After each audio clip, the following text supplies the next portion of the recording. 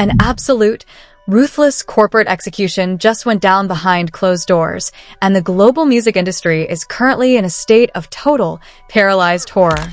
We thought the feud between Drake and Rick Ross was just limited to diss tracks and social media memes, but what Drake just pulled off using his massive corporate leverage has officially set off a nuclear bomb in the entertainment world. Capitalizing on Rick Ross's disastrous album rollout, which suffered a catastrophic commercial collapse by moving a dismal 2,000 pure copies while world tour venues sat over 80% empty, Drake decided he wasn't just going to laugh. The six gods stepped into the boardrooms and officially blacklisted Rick Ross from the entire music industry. We are talking about direct, high-level pressure applied to major record label boards, streaming service executives, and global radio networks to completely pull Ross's playlist support, block any future major distribution deals, and ban major artist collaborations with Maybach Music Group forever. Ross's entire multi-million-dollar empire is officially on the brink of total annihilation, and his legal team has just entered a state of frantic, emergency panic to fight this ban before his legacy is erased. Stay right where you are, because what Drake filed at the 5-minute mark changes everything forever. To truly grasp the catastrophic, career-ending scale of this latest fallout, you have to examine how the balance of power between these two rap titans completely shifted over the last decade. This isn't just a sudden disagreement over social media posts. This is the complete, horrific disintegration of one of the most commercially successful and culturally iconic partnerships in modern hip-hop history. For over a decade, Drake and Rick Ross weren't just casual collaborators, they were an unkillable hit-making machine. Every time these two stepped into a recording booth together, magic happened. From timeless classics like Aston Martin Music, Lord Knows, and Stay Schemin', to massive chart-topping anthems like Gold Roses and Money in the Grave, the synergy between Drake's smooth, melodic hooks and Rick Ross's booming, luxury-obsessed baritone defined an entire era of wealth rap. They called each other brothers. They shared private jets, vacationed on yachts in Miami, and routinely referred to their combined output as the gold standard of the culture. For years, Rick Ross benefited immensely from his alliance with OVO. Drake brought a massive, global, pop crossover audience straight to Maybach Music Group. Whenever Ross needed a guaranteed hit single to power an album rollout, Drake was always there to deliver a verse that would rack up hundreds of millions of streams. In return, Ross provided Drake with street credibility, heavy cosigns, and an aura of untouchable, boss-level luxury. However, beneath the surface of platinum plaques, a silent, bitter friction was slowly taking root. As Drake transformed into the most commercially dominant music artist on planet Earth, breaking Billboard records previously held by the Beatles, Rick Ross began struggling to maintain his position in a rapidly evolving, streaming-dominated music landscape. The shift from physical CD sales to digital algorithms left many legacy artists vulnerable, and Ross was forced to rely heavier and heavier on his Drake collaborations to secure top-tier chart placement. The fragile brotherhood finally shattered into a million pieces during the explosive 2024 rap wars. When the entire industry lined up to fire shots at Drake, Rick Ross did what many considered the ultimate betrayal. He picked a side against his longtime brother. Ross jumped into the ring, dropping a diss track titled Champagne Moments, mocking Drake's appearance, questioning his authenticity, and coining the derogatory nickname, BBL Drizzy. Ross went on a non-stop social media trolling campaign, posting videos wearing custom caricatured t-shirts, laughing at OVO, and declaring that the Sixth God was officially dethroned. Drake, known for his surgical, long-term memory, played the waiting game. He didn't rush into an immediate physical confrontation or engage in endless back-and-forth Instagram live streams. Drake understood a fundamental rule of the modern music business: revenge is a dish best served when your enemy's balance sheet is exposed. Drake waited patiently in the shadows, monitoring Ross's career trajectory, tracking his streaming analytics, and waiting for the exact moment when the Maybach empire would show an irreversible point of commercial weakness. That moment arrived with the release of Rick Ross's latest studio album alongside his heavily hyped world tour. Ross pitched the project as his grand victory lap, promising fans that he didn't need Drake or major label backing to prove he was still the biggest boss. But when the official first-week sales data hit industry tracking databases, the results were an absolute horror show. The album moved a shockingly low 2,000 pure sales, a figure so tragically low for a legacy icon that it sent shockwaves through every corporate boardroom in the music industry. To make matters infinitely worse, venue seating maps for Ross's global tour showed massive 10,000-seat arenas sitting over 80% empty, forcing promoters to issue desperate buy one get 50% off ticket discounts just to get bodies and seats. 50 Cent was the first to attack, mercilessly roasting Ross's low numbers and empty venues. But Drake saw an opening to go far beyond social media memes. Drake realized that Ross was no longer protected by massive hit records or heavy consumer demand. The Maybach brand was financially vulnerable, exposed, and bleeding money. Instead of just laughing, Drake decided to weaponize his massive corporate influence. He set out to ensure that Rick Ross would never be allowed to secure a major distribution deal, top a streaming playlist, or feature a top-tier artist ever again. The corporate execution officially began in the quiet hours of Tuesday morning. It didn't start with an Instagram story or a diss track. It started with high-level, confidential legal and executive notices dispatched directly from Drake's powerhouse legal team and corporate representatives to the heads of major digital streaming platforms, record label conglomerates, and global radio syndicates. Drake weaponized his status as the single highest streaming artist in digital history. The message sent behind closed doors was brutal, direct, and completely uncompromising. If your platform or label continues to prioritize, distribute, or facilitate major promotional partnerships for Maybach Music Group, OVO Sound will reevaluate its exclusive catalog placements, licensing agreements, and future release rollouts with your parent company. Read that again. Drake put the entire music industry in a position where they had to choose between his billions of annual streams or Rick Ross's flopping album.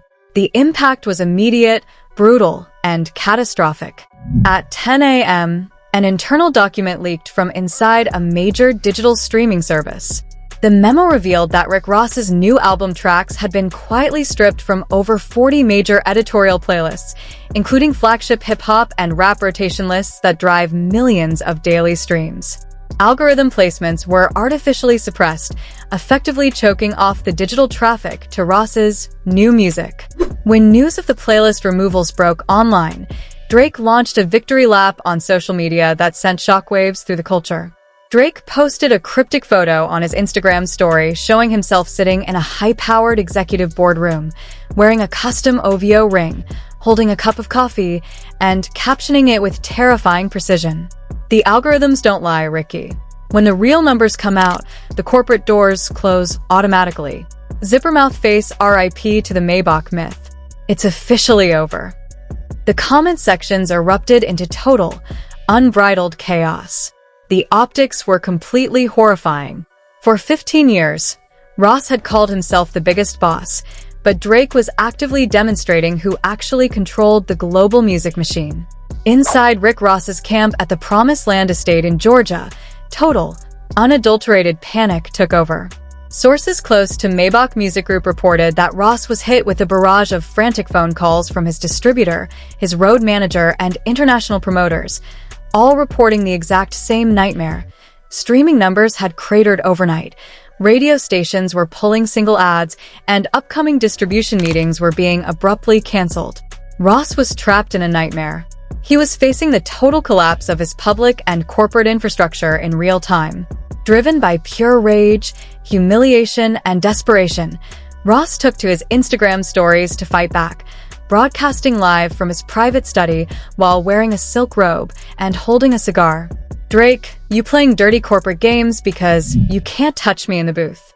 Ross sneered, his voice visibly shaking with intense rage. You running to white executives in boardrooms begging them to pull my playlists? That's what a police informant does. You using corporate leverage because you scared of what happens when real independent artists stand up. You a whole puppet in a suit. Ross tried to reframe Drake's blacklisting campaign as a cowardly corporate move, accusing Drake of using dirty mainstream tactics to silence authentic hip-hop pioneers.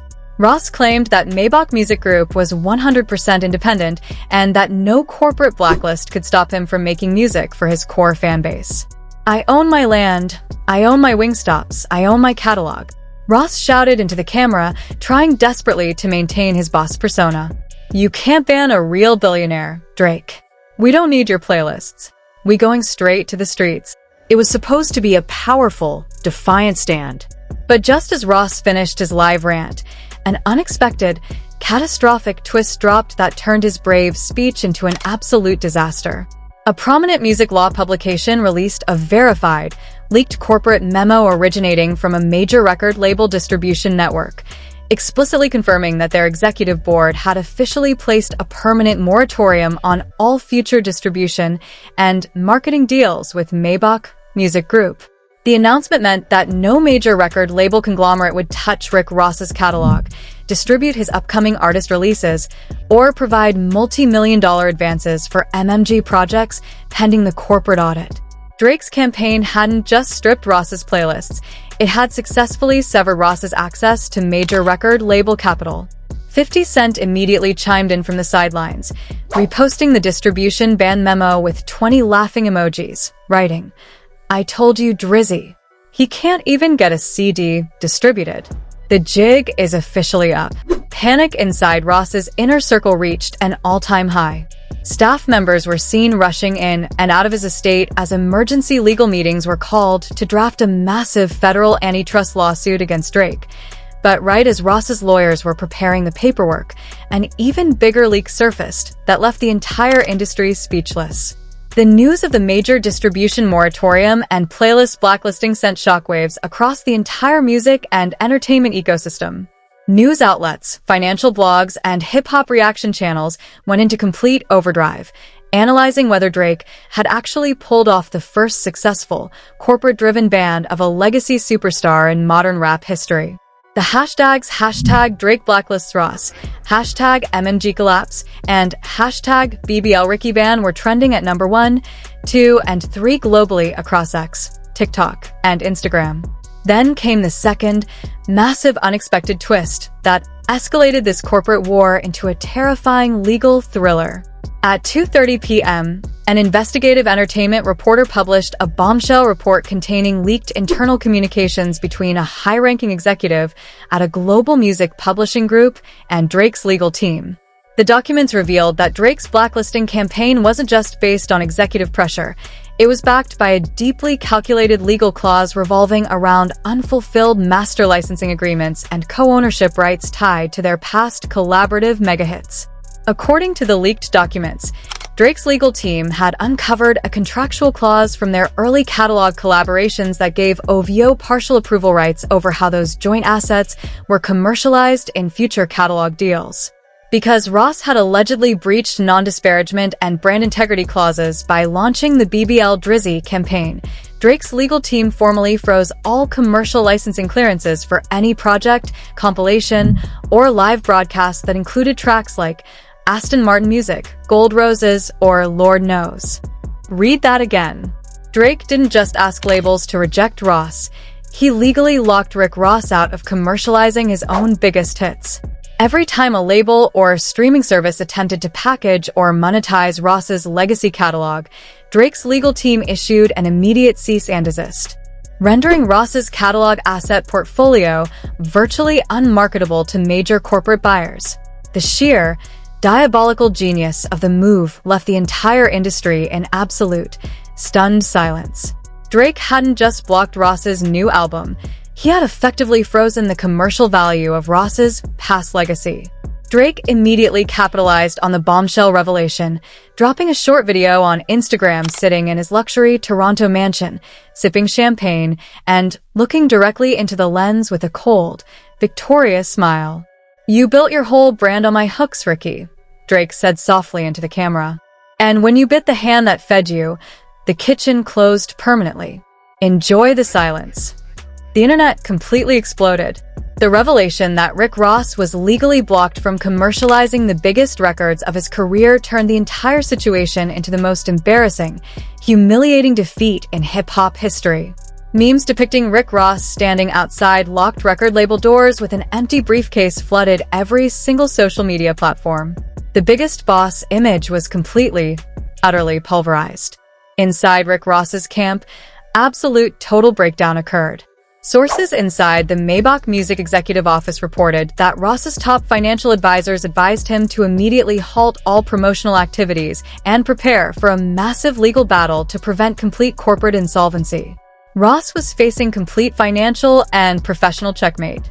If he tried to release music independently, he lacked playlist support and major distribution. If he tried to sell his catalog, Drake's legal team blocked the licensing clearances. Driven to the absolute brink of desperation, Rick Ross's legal team issued an emergency, late-afternoon press release announcing that they were filing a multi-million-dollar federal lawsuit against Drake for tortious interference with business relations, illegal restraint of trade, and predatory corporate blacklisting, begging a federal judge to issue an immediate injunction against Drake's corporate campaign.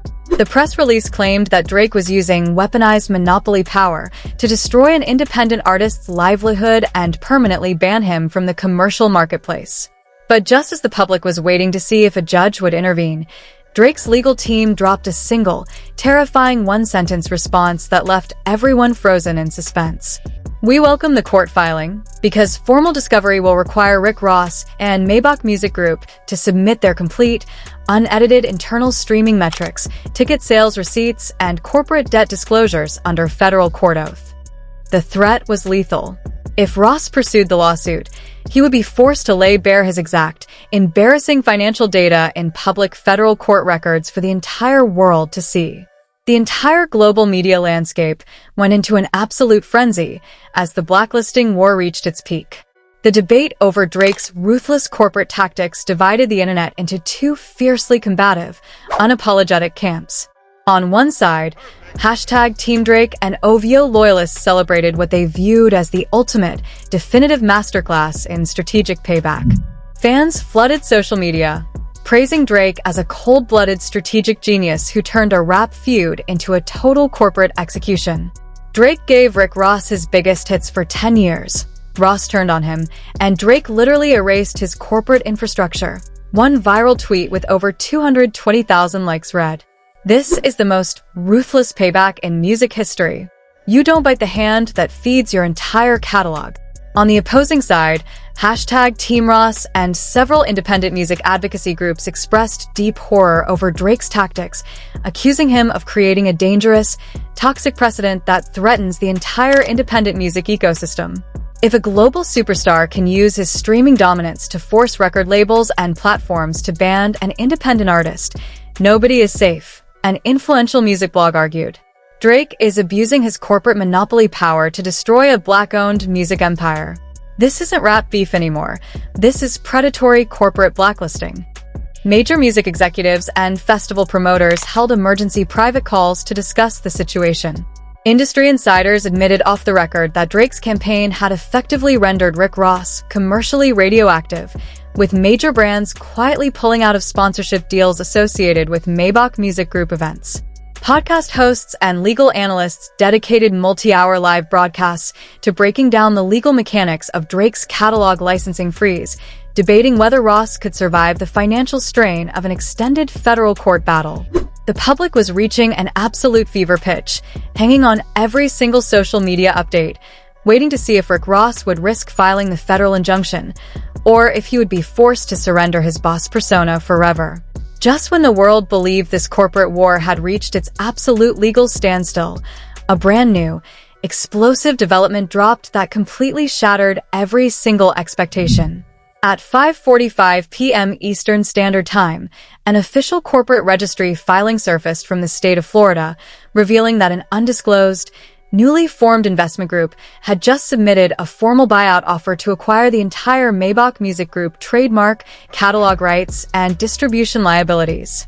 The filing showed that the investment group had already acquired a controlling percentage of Maybach Music's underlying debt obligations from various financial lenders, positioning them to take full corporate ownership of the brand if Ross defaults on his upcoming liability payments, and who is listed as the principal managing director of that investment group. a high-powered corporate attorney who serves as the chief legal counsel for OVO Sound and Drake personally. Read that again. Drake isn't just banning Rick Ross from the music industry.